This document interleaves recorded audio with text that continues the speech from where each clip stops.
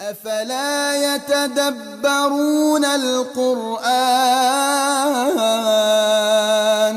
أعوذ بالله من الشيطان الرجيم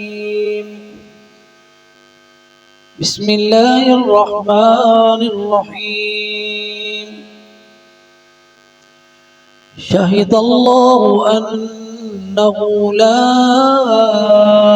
إله إلا هو والملائكة وأولو العلم قائما بالقسط لا إله إلا هو العزيز الحكيم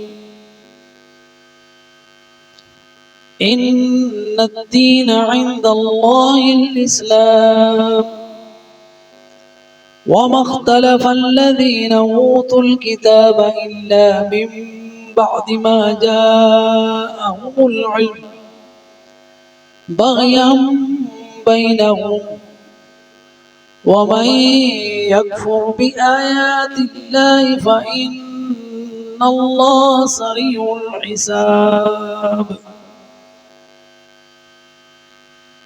شهد اللہ گواہی دی اللہ نے یعنی واضح کر دیا اور لوگوں کو بتا دیا انہ لا الہ الا ہو کہ نہیں کوئی معبود برحق سوائے اس کے والملائکۃ اور فرشتوں نے گواہی دی وَأُولُو الْعِلْمِ اور علم والوں نے گواہی دی اسی بات کی کہ اللہ کے سوا کوئی معبود برحق نہیں ہے قائما بالقسط عدل کے ساتھ قائم ہے لا الہ الا ہو نہیں کوئی معبود برحق الا ہو سوائے اس کے العزیز غالب ہے الحکیم حکمت والا ان الدین بے شک دین عند اللہ اللہ کے ہاں الاسلام اسلام ہے وما اختلف الذین اوتوا الکتاب اور نہیں اختلاف کیا ان لوگوں نے جن کو کتاب دی گئی الا مگر من بعد ما جاءهم العلم مگر بعد اس کے کہ آگے ان کے پاس علم بغیاً بینہم آپس کی مخالفت کی وجہ سے ومن یکفر اور جو کفر کرے گا بآیات اللہ اللہ کی آیتوں کے ساتھ فإن اللہ بس بے شک اللہ سریع الحساب جلد حساب لینے والا ہے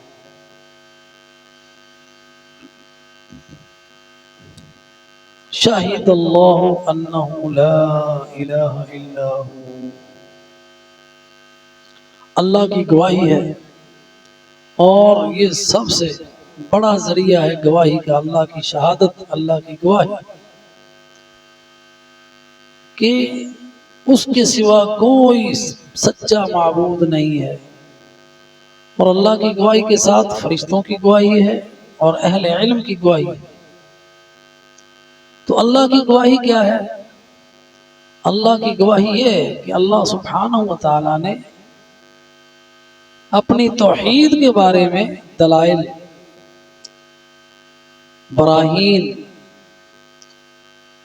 جو پوری کائنات میں پھیلی ہوئی ہیں ہر چیز اس بات کی گواہی دے رہی ہے کہ اللہ کے سوا کوئی معبود نہیں ہے تو اس میں اللہ تعالیٰ نے مختلف قسم کی انفس و آفاق میں اپنی توحید کی نشانیاں بکھیری ہوئی ہیں ہر چیز اللہ کی توحید کی گواہی دے رہی ہے کائنات پوری گواہ ہے اس بات پر کہ اس کو قائم کرنے والا ایک ہے اگر اللہ کے سوا اور بھی معبود ہوتے تو یہ کائنات کا نظام قائم نہ رہتا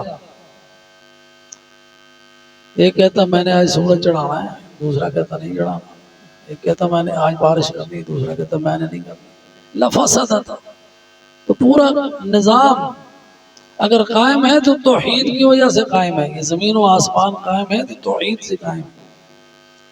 لا الہ الا ہو. سورج گواہی دے رہا ہے، لیل و نہار گواہی دے رہے ہیں. یہ جتنی نشانیاں ہیں، آیات جن کو اللہ تعالیٰ نے کہا وہ کون کے اندر، کائنات کے اندر اور ہمارے اپنے اندر، وہ ساری اس بات کی گواہی دے رہے ہیں کہ لا الہ الا ہو، کوئی سچا معبود نہیں سوائے اللہ کے، وہ معبود برحق ہے. اور کوئی نہیں جو اللہ کے سوا خالق ہو، سب مخلوق ہیں.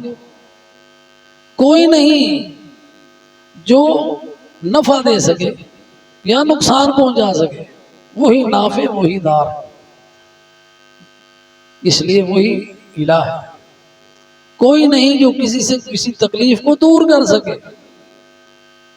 اگر کوئی کسی کو اگر کوئی تکلیف دور کر سکے تو وہ پہلے اپنی تکلیف دور کرے، وہ خود تکلیف میں ہے. اللہ سبحانہ و تعالی وہ عزیز ہے، اس کے سوا جتنے سب عاجز ہیں، جو چاہے نہیں کر سکتے. اللہ جو چاہے سو کر سکتا ہے. تو یہاں پہ شہید اللہ، سب سے بڑی گواہی اللہ کی ہے. وَكَفَى بِاللَّهِ شَهِيدًا، اور اللہ کی گواہی کافی ہے. گواہی اللہ کی کیا ہے کہ اس کے سوا کوئی سچا معبود نہیں. اور پھر سب سے اعلیٰ مخلوق جو ہے وہ فرشتوں کی ہے، جو اس بات کا اقرار کرتے ہیں کہ اللہ کے سوا کوئی معبود نہیں. اس کے بعد اللہ تعالیٰ نے فرشتوں کی شہادت کے ساتھ علم والوں کی شہادت کو بیان کیا ہے. اولو العلم، کہ ایمان والے جب حقائق کو دیکھتے ہیں تو اس بات پر پہنچتے ہیں کہ اس کائنات کو قائم کرنے والا، اس کو چلانے والا وہ ایک ہی معبود ہے، وہ معبود برحق ہے. اور یہ سارا نظام عدل پر قائم ہے. قائم بالقسط، عدل پر قائم ہے. تو اللہ تعالیٰ نے کائنات پوری بنائی کلمہ توحید کے لیے، لا الہ الا اللہ کے لیے. اسی لیے اللہ نے رسول بھیجے. جتنے بھی رسول آئے سب کے سب یہ گواہی دینے کے لیے آئے کہ لا الہ الا ہو. اور علماء میں سب سے پہلا جو درجہ ہے نا وہ انبیاء کا ہے. ہر نبی کی یہ دعوت رہی، ہر نبی کا یہ مشن رہا کہ لا الہ الا اللہ. وَإِلَىٰ عَادٍ أَخَاهُمْ هُودًا قَالَ يَا قَوْمِ اعْبُدُوا اللَّهَ مَا لَكُم مِّنْ إِلَٰهٍ غَيْرُهُ وَإِلَىٰ ثَمُودٍ أَخَاهُمْ صَالِحًا قَالَ يَا قَوْمِ اعْبُدُوا اللَّهَ مَا لَكُم مِّنْ إِلَٰهٍ غَيْرُهُ. قرآن نے سب انبیاء کی دعوت کا ذکر کیا ہے. سب کی دعوت لا الہ الا اللہ. سارے رسول اسی دعوت کے لیے آئے، اور یہی محمد الرسول اللہ صلی اللہ علیہ وسلم کی دعوت کا محور ہے، لا الہ الا اللہ. محمد الرسول اللہ صلی اللہ علیہ وسلم بھی اسی دعوت کے ساتھ آئے. سارے جو انبیاء کی دعوت تھی لا الہ الا اللہ. هو العزیز الحکیم، وہ عزیز ہے، وہ حکیم ہے. عزیز یعنی غالب ہے، حکیم یعنی حکمت والا ہے. اور یہ سارا نظام جو ہے نا، جو توحید ہے، اس میں اللہ کی توحید یعنی وہ وحدہ لا شریک ہے، وہ ایک ہے، اس کا کوئی شریک نہیں. اور جتنے بھی عقل والے ہیں ان سب کے لیے ساری دلیلیں نقلی ہوں یا عقلی ہوں، وہ اظہر من الشمس ہیں کہ لا الہ الا اللہ. کتاب اللہ میں، سنت رسول اللہ میں، سب کی سب اسی بات کی دلیل ہیں. اور اللہ سبحانہ و تعالیٰ نے اسی بات کو دوبارہ تاکید کے لیے لا الہ الا هو العزیز الحکیم. قرآن سارے کا سارا اگر آپ دیکھیں تو اسی بات کا ہے، اعلان کرتا ہے لا الہ الا هو قل هو اللہ احد. ثلث القرآن جو ہے نا، سورۃ اخلاص کو بتایا گیا نا، تو ثلث القرآن جو وہ ہے بلکہ سارے کا سارا قرآن جو ہے وہ توحید ہے۔ وہ العزیز الحکیم، وہ غالب ہے، وہ حکمت والا ہے۔ کوئی کام کرنا چاہے تو اس کو کوئی عاجز نہیں کر سکتا، وہ عزیز ہے۔ یہ نہیں کہ وہ سورج چڑھانا چاہے چڑھا نہ سکے، قیامت قائم کرنا چاہے سبحانہ و تعالیٰ کر نہ سکے، کسی کو زندہ کرنا چاہے زندہ کر نہ سکے، وہ ہر چیز پر قادر ہے، وہ عزیز ہے۔ کسی کی نصرت کرنا چاہے کر نہ سکے، کسی کو شفا دینا چاہے نہ دے سکے، ایسا نہیں ہے۔ یفعل ما یشاء ہے، وہ جو چاہتا ہے کرتا ہے۔ اللہ عزیز ہے، کوئی چیز اسے عاجز کرنے والی نہیں ہے۔ الحکیم، وہ حکمت والا ہے، اس کی ہر کام میں حکمت ہے، ہر معاملہ اس کا حکمت سے بھرپور ہے، کوئی بھی معاملہ کوئی بھی کام حکمت سے خالی نہیں ہے۔ اس کے بعد ان الدین عند اللہ الاسلام، دین جو ہے نا اللہ کے یہاں وہ صرف اسلام ہے، اور اللہ سبحانہ و تعالی اس کے سوا کسی دین کو قبول ہی نہیں کرتا۔ ان الدین عند اللہ الاسلام، اس کے سوا کوئی دین مقبول ہی نہیں اللہ کے یہاں۔ جتنے بھی انبیاء ہیں سب کا دین اسلام ہے۔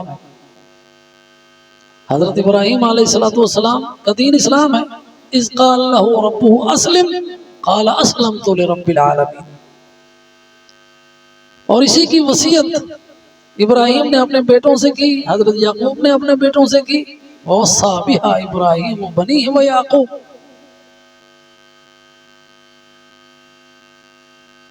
اور اے بیٹو، وصیت کیا گئی کہ اللہ سبحانہ و تعالی نے تمہارے لیے دین اسلام جو ہے نا وہ پسند کیا ہے۔ فلا تموتن الا وانتم مسلمون، تمہیں موت آئے تو اسلام کی حالت میں آئے، مسلمان رہنا۔ تو دین ایک ہے، سب انبیاء کا دین، حضرت موسیٰ کا، حضرت عیسیٰ کا، محمد الرسول اللہ صلی اللہ علیہ وسلم کا، سب کا دین اسلام ہے، سب کا دین اسلام ہے۔ اور تصدیق، اسلام کا معنی کیا ہے؟ اسلام کا عمل کیا ہے کہ تصدیق زبانی عملی ہر طرح کے ساتھ اس بات کا اقرار کرنا۔ استسلام یہ ہے، کیا معنی استسلام؟ اللہ کے سپرد کر دینا اپنے آپ کو، یہ ہے اسلام۔ اللہ کی توحید کا اقرار کرتے ہوئے اللہ کے سپرد اپنے آپ کو کر دینا۔ الاستسلام للہ بتوحیدہ وطاعتہ،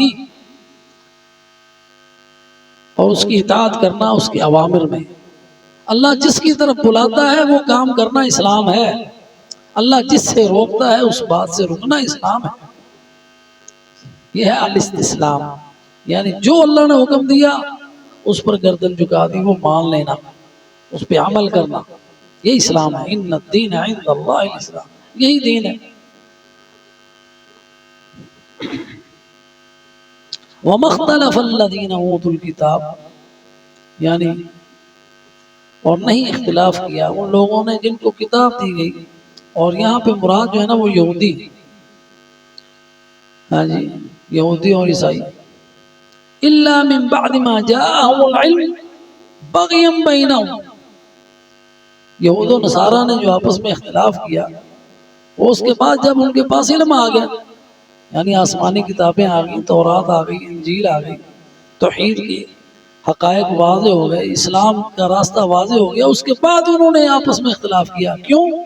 بغین بینہم، آپس میں عداوتوں کی وجہ سے، آپس میں جو ان کی اختلافات تھے اس کی وجہ سے، آپس کی لڑائیوں کی وجہ سے یہود و نصارہ کا اختلاف تھا، اور وہ اختلاف وہ ان کی بغی کی وجہ سے تھا۔ بغی کیا ہے؟ حق کا انکار کر دینا، سمجھتے ہوئے بھی یہ حق ہے لیکن نہ ماننا، یہ بغی ہے۔ اور جانتے تھے کہ نبی ہیں، لیکن نبی صلی اللہ علیہ وسلم کو پہچانتے تھے کہ نبی ہیں لیکن نہیں مانا، اس وجہ سے بغین بینہم، آپس میں یہ جو ان کا عناد تھا اس کی وجہ سے۔ اور حالانکہ ان کو پتا تھا کہ یہودیوں کو پتا تھا کہ حضرت عیسیٰ نبی ہیں لیکن نہیں مانتے تھے ان کو پتا، یہود و نصارہ دونوں کو پتا ہے کہ محمد الرسول اللہ صلی اللہ علیہ وسلم نبی ہیں لیکن نہیں مانتے. اور آپس میں جو پہلے ان کے اختلافات تھے وہ انہوں نے چھپائے ہوئے تھے، اللہ نے ان کو ظاہر کیا. وقالت اليهود ليست النصارى على شيء وقالت النصارى ليست اليهود على شيء وهم يتلون الكتاب. یہودیوں نے کہا عیسائی کسی بات پر نہیں، عیسائیوں نے کہا یہودی کسی بات پر نہیں ہے جی. اور حالانکہ وہ سارے کتاب پڑھتے ہیں. کس لیے؟ اس کا سبب کیا تھا؟ حسد تھا. اور بغین بینہم، جو بغی ہوتی نا اس کا سبب جو ہوتا ہے وہ تکبر ہوتا ہے. اور تکبر کیا ہے کہ حق پتہ چل گیا کہ سچ ہے، دین سچا ہے لیکن نہیں ماننا، یہ تکبر ہے. اس سے ہماری ناک نہیں رہے گی. اس لیے نبی صلی اللہ علیہ وسلم نے تکبر کی تعریف ہی یہی کی، بطر الحق وغمط الناس. حق سمجھ آ گیا کہ یہ سچ ہے لیکن پھر نہ ماننا، ٹھکرا دینا، اور لوگوں کو سمجھنا کہ ہم تو بڑے اعلیٰ ہیں، یہ تو حقیر ذلیل ہے. یہ ہے رکاوٹ سب سے بڑی حق اور اسلام کے راستے میں. تو اللہ سبحانہ و تعالی نے فرمایا وَمَن يَكْفُرْ بِآيَاتِ اللَّهِ، اور جو بھی اللہ کی آیتوں کے ساتھ کفر کرتا ہے فَإِنَّ اللَّهَ سَرِيعُ الْحِسَابِ، اللہ تعالیٰ جلدی حساب لینے والا ہے. اللہ سبحانہ و تعالیٰ ان کو سزا دے گا، اور اللہ سبحانہ و تعالیٰ کی سزا کوئی دور نہیں ہے. اور یہ ان کے لیے سخت وعید ہے جو حق کو پہچان کر حق کو مانتے نہیں اور اس کی اتباع نہیں کرتے. یہی کفر ہے. تو وَمَن يَكْفُرْ بِآيَاتِ اللَّهِ، جو بھی اللہ کی آیتوں کا انکار کرتا ہے، اللہ کی آیتوں کو نہیں مانتا ہے، اس کے ساتھ کفر کرتا ہے، ان کے لیے یہ وعید ہے کہ اللہ کا عذاب جو ہے نا وہ جلد آنے والا ہے. فَإِنَّ اللَّهَ سَرِيعُ الْحِسَابِ، اللہ تعالیٰ جلد ان کو پکڑنے والا ہے اور اللہ کا عذاب بڑا سخت ہے. اللہ تعالیٰ سے دعا ہے کہ اللہم ارنا حقا حقا وارزقنا اتباعہ. جب اللہ ہمیں پتہ چل جائے کہ حق یہ ہے تو پھر ہمیں اس کی اتباع کی توفیق دے دے، کہیں تکبر اور غرور حق کو تسلیم کرنے میں رکاوٹ نہ بنے. وآخر دعوانا ان الحمد للہ رب العالمین.